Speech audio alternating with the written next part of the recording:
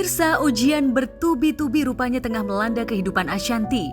Bagaimana tidak, Ashanti yang menderita autoimun dan baru saja menjalani perawatan usai mengalami pendarahan, Ashanti kini harus kembali menjalani perawatan di rumah sakit. Namun sebelum dibawa ke rumah sakit, Ashanti memang sempat menderita flu dan batuk hingga membuatnya lemas. Ashanti bahkan harus memanggil dokter ke rumah lantaran sudah merasa tak berdaya. 96 kali nadinya tapi rada cepet, jadi nadinya sedikit cepet biasa karena ada badan kita rada tekan gitu. Tapi nggak masalah, saturasi juga masih aman. Saya sih pengen kasih antibiotik. Berarti nanti terserah mau resep aja atau nanti dikirim dari klinik. Kirim aja dok. Kirim aja ya. Oke. Jangan yang lama-lama ya dok, kemarin abis minum antibiotik baru selesai. Kemarin antibiotik pendarahan. Tuh, dan obat mulu ini dok, capek banget. Kemarin antibiotik yang buat pendarahan gitu ada dari dokter. Ya, berarti sebenarnya udah cukup untuk antibiotiknya. Istirahat gimana? Istirahat mulu setiap hari. Tidur berapa jam emang malam? Nah cuma sekarang nggak bisa tidur. Oh susah tidurnya? Berapa jam satu hari kira-kira? 6 jam. Oh 6 jam udah cukup sih tapi. Kita tensi dulu ya. Yang biasa nyuntik aku harus suster bukan ya? Oh baru ya? Waduh. Baru kesini maksudnya. Oh tapi suster udah lama kan? Ya. Tapi dari bentuknya suster ini mantep ya. Pelan-pelan ya sus. Hah? Takut lah. Kamu enggak? Ya hebat lah kalian. Satu sakit selesai, sakit yang lain lagi. Lagi dikuras ini. Lagi dikuras. Kalau anehnya itu, aku pikir itu kan karena hormon, nggak ada rasa, flu, batuk, acak-acakan deh rasanya. Aku pikir karena hormon, tapi lama-lama kok nggak selesai-selesai. Darahnya udah nggak ada, kok sakitnya masih terus gitu. Jadi ya mudah-mudahan lah di sini dikasih obat sama dokter bisa enakan.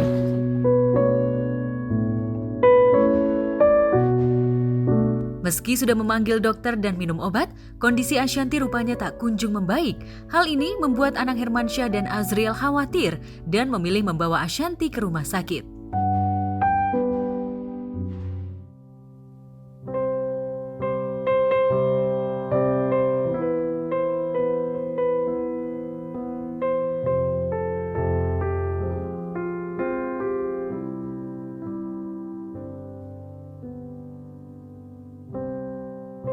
Akhirnya tumbang juga. Udah hari ke-9 ini kan. Kayaknya kalau dirawatnya baru dari kemarin.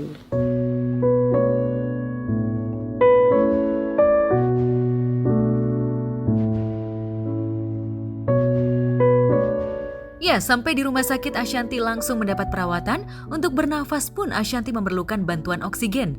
Ashanti pun harus diinfus agar bisa segera sembuh. Lantas benarkah sakit Ashanti lantaran pergantian alat kontrasepsi yang baru saja dilakukan? Mungkin, tapi sebenarnya itu bukan efek spiral lagi menurut aku ya, sama aku lagi. Mungkin karena akumulasi abis kehilangan itu kan, drop karena abis kehilangan, stres ngurusin semua terus sendiri kan, terus udah gitu.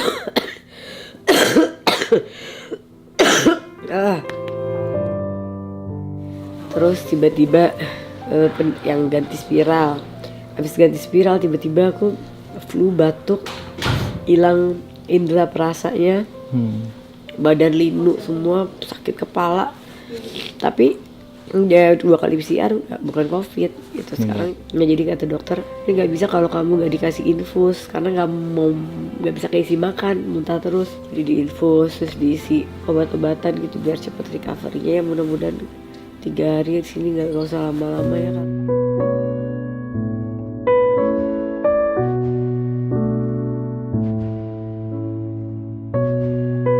Tumbangnya Ashanti disebabkan kondisi psikologis dan kondisi fisik Ashanti yang terlalu lelah. Bagaimana tidak, Ashanti memang sempat dilanda rasa stres karena dirinya sempat mengalami kehilangan barang-barang berharga senilai ratusan juta rupiah. Benarkah Anang dan Azriel rela begadang demi menjaga Ashanti? Dan kemarin Jam 2 ya, sorry yang pas bunda katanya sesak nafas juga. iya, jadi tidur udah dari kamar keluar kamar keluar, terus Mas Anang ngeliat aku kan nggak tidur sesek gitu. Ya kamu ke rumah sakit deh katanya. Enggak, aku tuh kan rumah sakit adalah opsi terakhir banget gitu. Kayak kalau masuk rumah sakit tuh kayak tuh penyakitan banget sih ini orang gitu. Tapi kalau misalnya dibiarkan kan juga takut kenapa-napa gitu. Jadi kalau ada yang nanya ini efek dari spiral, aku rasa sih bukan ya. Cuma berbarengan gitu loh. Dari spiral, pendarahan, terus aku juga badannya drop mungkin karena akumulasi lah semua gitu. Jadi tumbang gitu. Nah, bener-bener. Tapi pas udah ke arahnya sakit kepala, karena aku punya masalah dulu dengan meningitis, terus sekarang kalau udah mulai sakit kepala, aku tuh udah langsung, aduh kenapa nih gitu. Terus abis sakit kepala, ya sesak, badannya sesak kayak ditindih gitu loh. Kata Mas Anang, udah deh yang ini gak bisa kamu ke rumah sakit deh katanya, karena muka kamu udah pucat banget katanya. Dibawa sama Jial sama Mas Anang, gak tidur sampai subuh gara-gara dicek ini, dicek itu kan.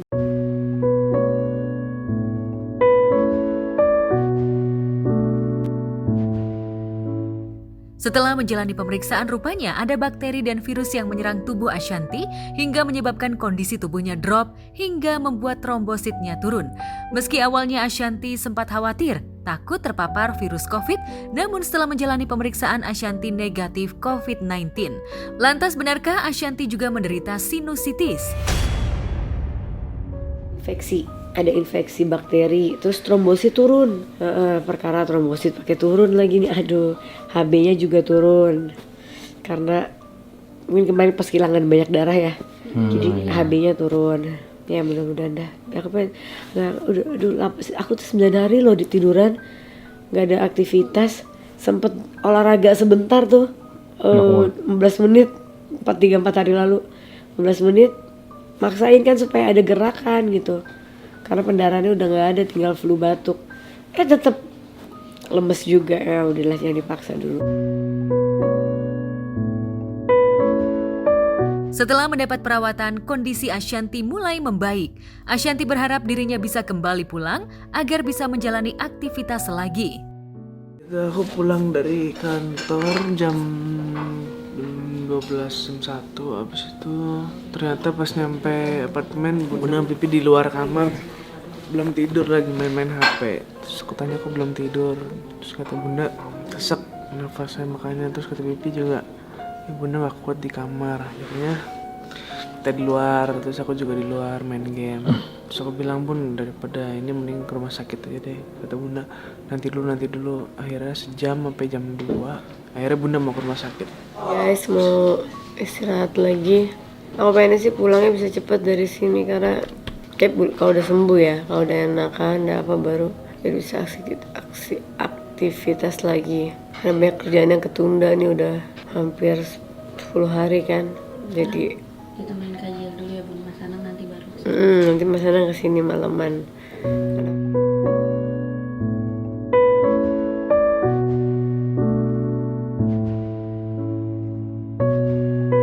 Sementara itu, kemarin Indra Bekti baru saja menjalani operasi mata sebelah kiri di Rumah Sakit RSPAD Jakarta Pusat. Ya, pasca menjalani operasi pendarahan otak beberapa waktu lalu dan harus menjalani perawatan hampir 1 bulan di rumah sakit, kondisi mata Bekti memang mengalami gangguan lantaran adanya cairan yang menggumpal di matanya. Hal ini membuat dokter meminta Bekti untuk menjalani operasi mata agar penglihatannya bisa kembali pulih. Dan pasca menjalani operasi mata sebelah kiri, kondisi Bekti pun sudah mulai membaik. Lantas benarkah hari ini Bekti sudah diperbolehkan pulang? Hari ini hari Kamis, Bang Indra baru selesai menjalankan operasi matanya yang sebelah kiri. Jadi kemarin di hari Selasa itu selesai dari klinik, Bang Indra periksa ke dokter mata di RSPAD, kemudian disarankan untuk dilakukan operasi karena di matanya itu ada cairannya itu yang menutupi penglihatannya sehingga Bang Indra tuh melihatnya agak buram gitu. Nah, alhamdulillah hari ini sudah dilakukan operasinya tadi pagi. Kemudian hasilnya bisa kita lihat nanti insya Allah besok. Semoga hasilnya sih baik dan bisa pulih seperti itu. Kalau dari dokter kemungkinan di hari Jumat atau di hari Sabtu sudah bisa pulang.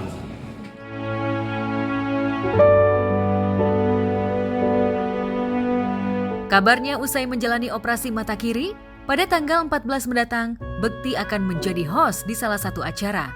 Namun hal itu belum bisa dipastikan Cipta sang adik lantaran harus melihat kondisi Bekti terlebih dahulu. Lantas benarkah 1 minggu pasca menjalani operasi mata kiri, Bekti akan menjalani operasi mata sebelah kanan? Kalau untuk pemulihan matanya sendiri, kemungkinan sih sebulan juga insya Allah udah bisa kelihatan ya, maksudnya sudah bisa pulih lah gitu penglihatannya gitu. Karena sekarang kan step by step, yang sebelah kiri dulu, nanti seminggu kemudian baru yang sebelah kanan.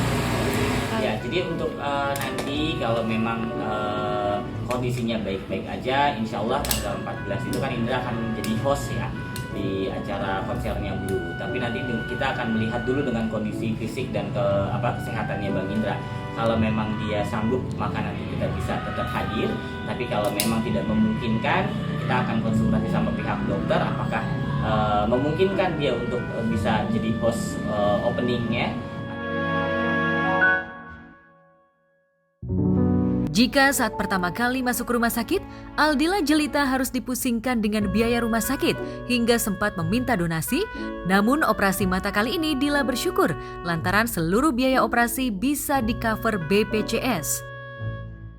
Sebenarnya nggak pindah juga, karena kan ini beda case gitu ya. Kalau di Abdi Waluyo ini Bang Indra mengobati yang pembuluh darahnya yang di kepala. Nah kalau yang di RSPAD ini untuk matanya gitu. Jadi memang kebetulan alhamdulillahnya kalau di RSPAD ini kan kita dapat suggest gitu ya, dapat saran dari keluarga, dari temannya Bang Indra juga gitu ya. Coba periksa ke dokter mata dan kemudian kita cocok di RSPAD dan alhamdulillah support untuk BPJS.